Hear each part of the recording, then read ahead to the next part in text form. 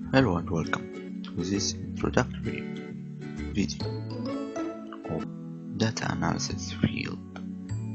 In this video, we are going to talk about data analysis steps that are essential nowadays in almost every industry. So let's get started. Before we get into details of data analysis steps, let's take a look at these questions. What is data analysis? Why is it important? What tools do we need? Let's take a look at the first question. Data analysis, as stated by Wikipedia, is a process of inspecting, cleansing, transforming, and modeling with the goal of discovering useful information, informing conclusions, and supporting decision making. So what does this mean? Data analysis makes you get insightful information out of raw data that you didn't know before. Why is data analysis important? Data analysis is important mainly because of decision making, as it helps us and facilitates the way we can make decisions. Because without data analysis, there are a lot of hidden patterns that we wouldn't have known. So with these patterns, trends, and insights we know, we can make better decisions. Third question, what tools do we need to apply data analysis on data? Well, there are different types of tools that we can use. Some of them are simple, some of them are complicated. Excel, Google Sheets, Python, Tableau, Power BI, etc. All these are tools that we can use in data analysis. Let's take an example of a simple data analysis tool. Excel, for example, and Google Sheets. Both are two of the simple tools that are frequent among data analysts. Python and other programming languages like R are a little bit complicated, but they have the benefit of making customizable data analysis and manipulation of data. Other ready and drag and drop softwares like Tableau and Power BI are simple and easy to learn. So, what are data analysis steps? First one is data collection and data cleansing, then analysis or modeling. Then the last step is the reporting or communication. Let's take a look at each of these steps. In data gathering, you collect the data at first at the aim of finding the different parts of the raw data that you need in your analysis. Then you can apply some sort of cleansing to filter out the unimportant data or the incomplete data, or maybe merge data. In the analysis, you perform the different models that can help you in further steps. In this step, we can use data visualizations to help us, as this step makes us understand the data more so that we can apply the models. The last step is reporting. Well, in this step, you try to convey a message for the audience. So let's take another example that can make it simple for you to understand the data analysis process.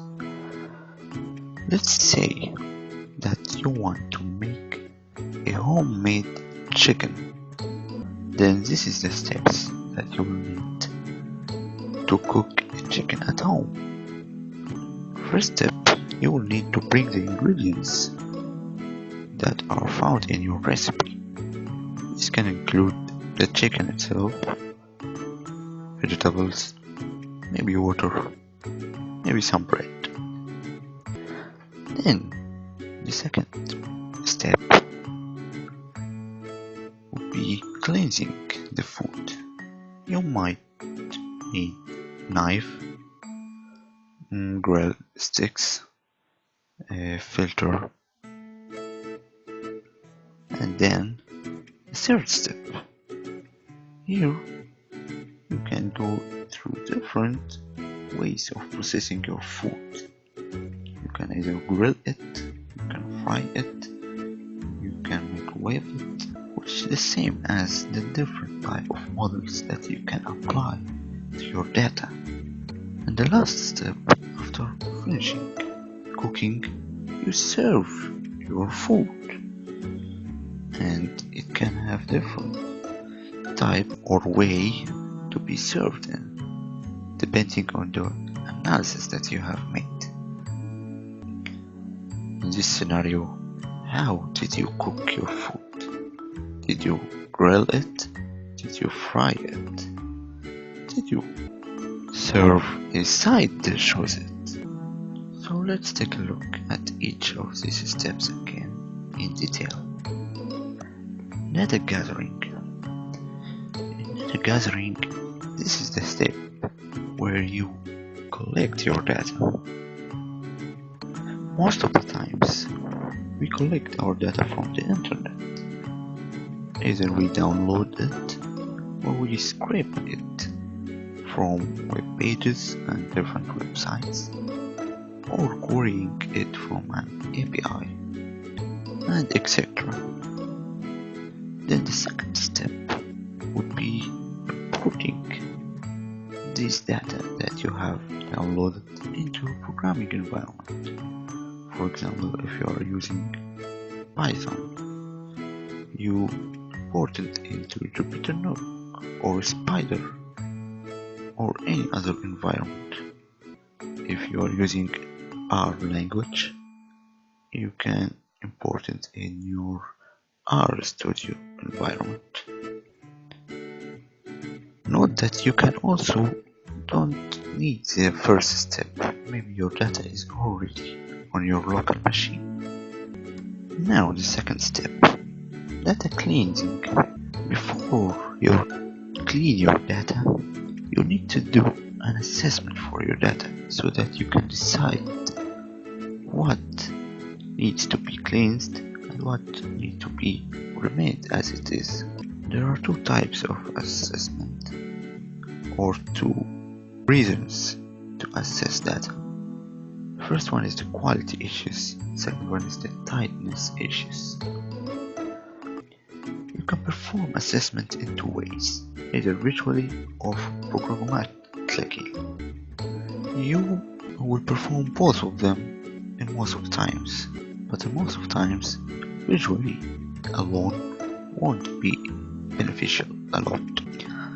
The second step is cleaning itself, and there is two ways of cleaning. The first one is the manual, the second one is programmatic. In manual cleaning, you use it when there is a one-off occurrences, where mistakes don't repeat a lot.